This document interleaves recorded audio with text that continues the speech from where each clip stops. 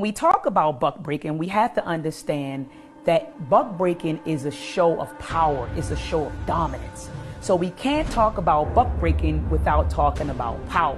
When we look at the domination of black people by the dominant society, what we are in essence seeing is that this society wants to ensure that we are not able to actually mete out that thing that makes humans exist, and that is creating families and procreating. See, psychologically, when we're talking about the sexualizing of our people, primarily from the dominant society of the system of white supremacy, it had to be established in a very impinging way from the mental state. This whole notion that masculinity is somehow toxic and detrimental to society is nothing but an attempt to emasculate black malehood.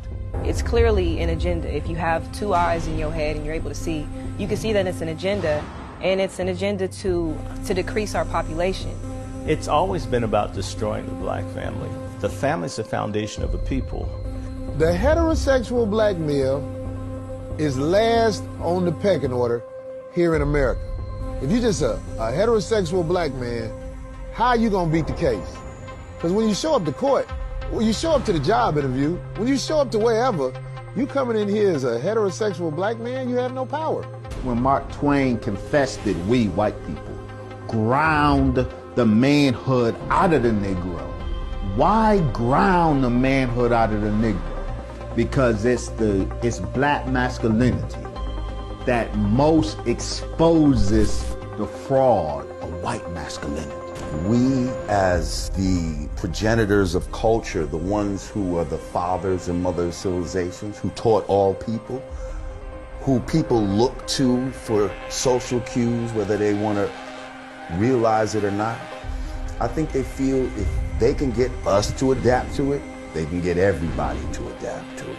If anybody should have a problem with European males, it should be the European female. Because everything the European male has ever learned to do to us, he first practiced on his own woman. We need resources in education, we need resources in labor, we need resources in politics, we need resources in medical, we need resources in so many things, but they ignore that and they put millions and even billions of dollars to tell us that you need to really embrace your LBGT side.